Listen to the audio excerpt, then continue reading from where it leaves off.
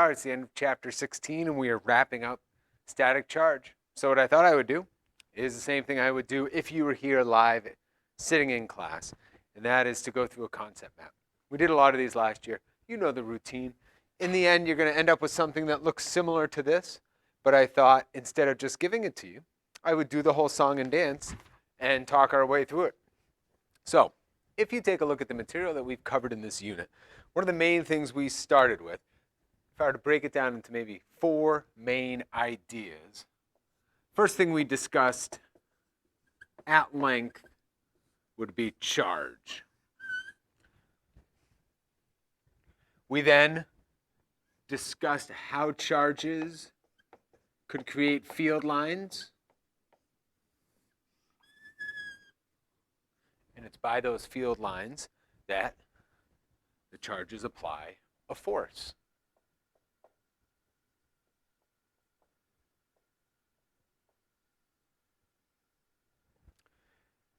And then lastly, we talked about the effects of those forces.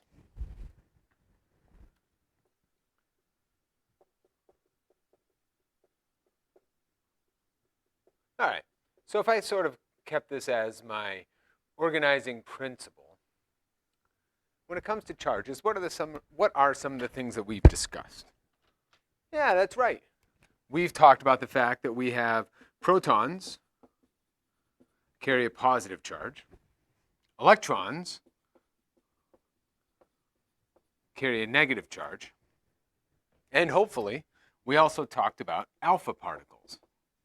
Now, an alpha particle, as a reminder, we use the Greek symbol A, or letter A, and it has 2 protons and 2 neutrons. So that's kind of where we began. That's fundamental to understanding what we're talking about.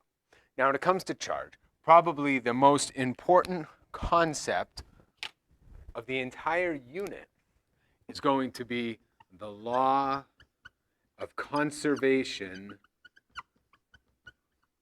of charge. In any of these problems, charge is not created or destroyed, it's just moved from one object to another. And when we have an unequal number of charges on an object, that object would have a net charge. When it has a net charge, it's going to create a field line, thus applying a force that could affect another object.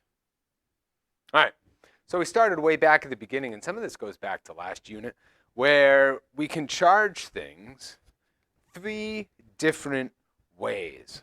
So in order to create a charged object,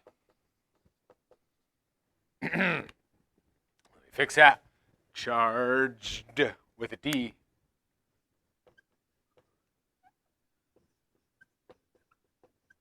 there are 3 ways, and Ms. Wu did a nice job explaining it. I thought I did a pretty decent job last year doing this.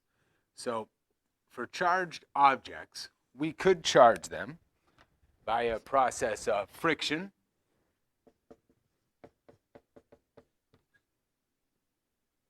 That's when you would take, say, a plastic rod, rub it with wool. Some of the electrons from the wool are going to be rubbed off by friction onto the plastic tube. Because the tube is plastic, it's an insulator, and they are stuck there, unable to move. Now, it's surrounded by the air, which is also a great insulator. So right now, I have a net charge of negative on the rod, positive on the wool, but together should be equal to 0.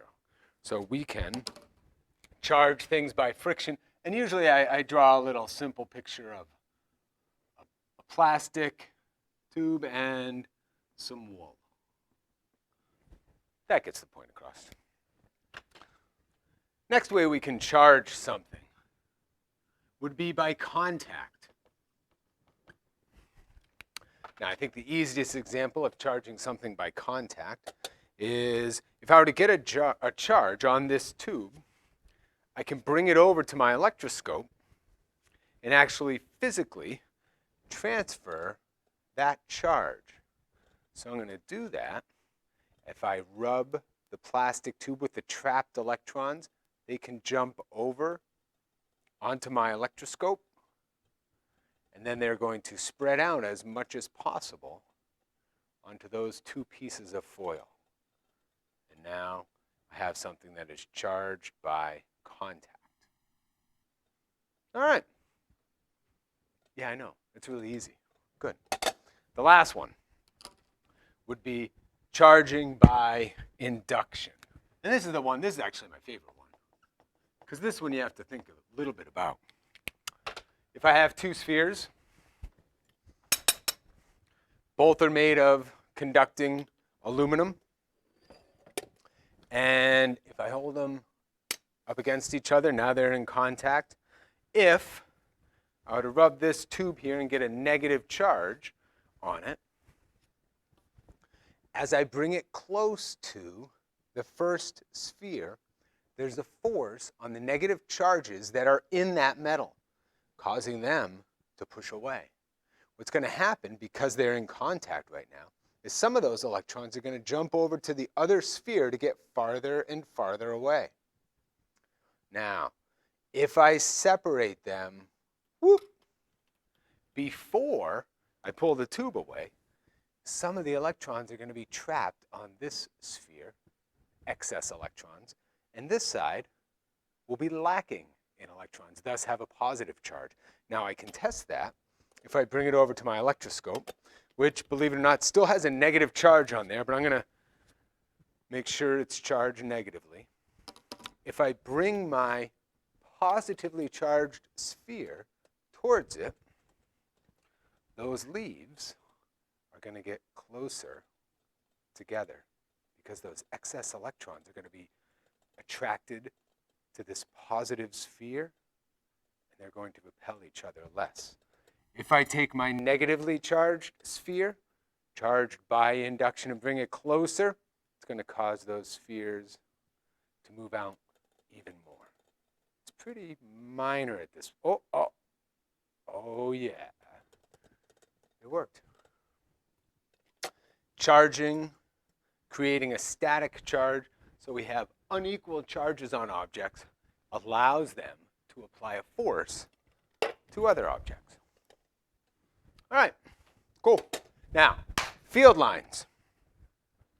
Let's see. When it comes to field lines, they point away from the positive charge and towards the negative.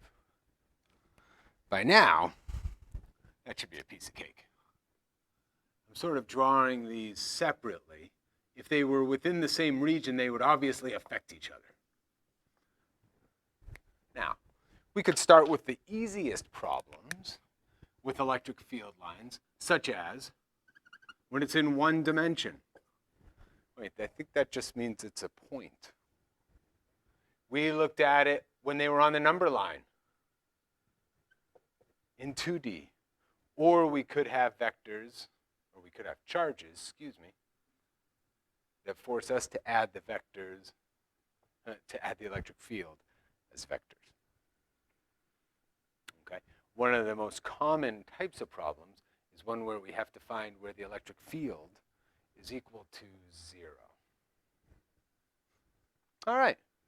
One of the reasons that's an important place to start is because we're going to do a lot of vector addition over the course of the year. So this unit just tied in really nicely with reviewing that idea. Now, when it comes to forces, we talked about Coulomb's law, K Q1 Q2 over R squared. Clearly, what I really do care about is that it's an inverse square law, and that from this relationship, we realize that the force an object experiences is equal to the charge of that object times the electric field that it's placed within. That electric field can be calculated as KQ over R squared. And it is a vector, so we have to be careful and also note the direction.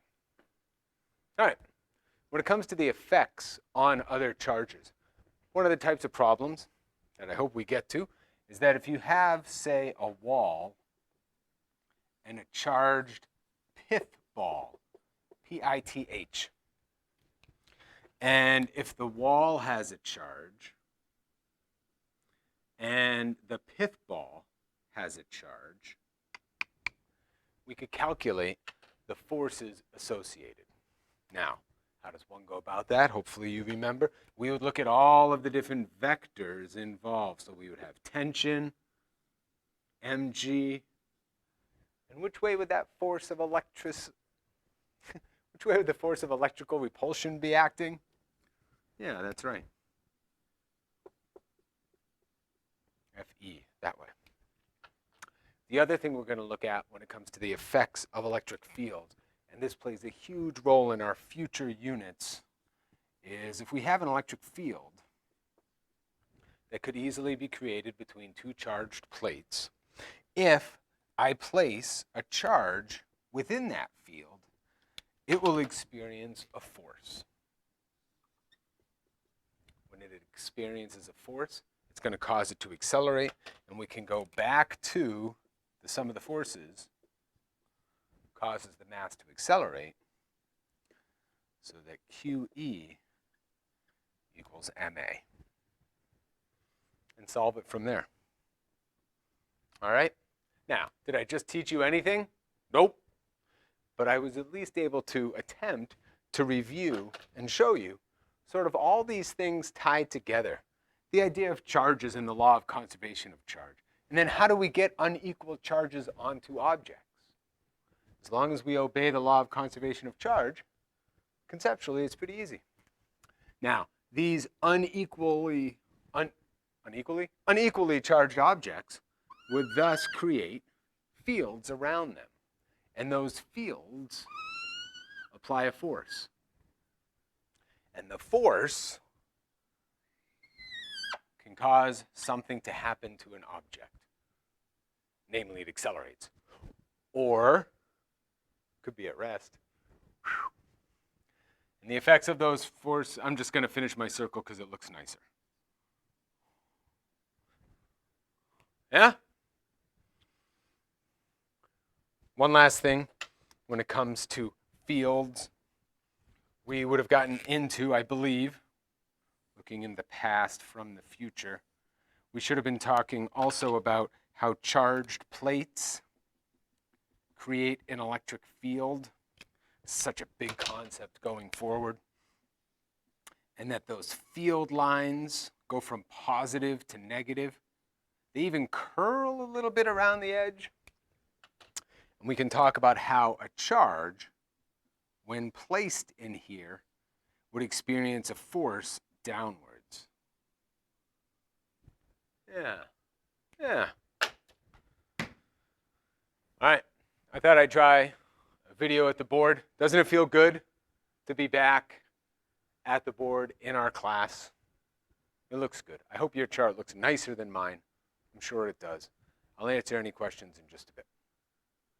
All right, you good? Thanks.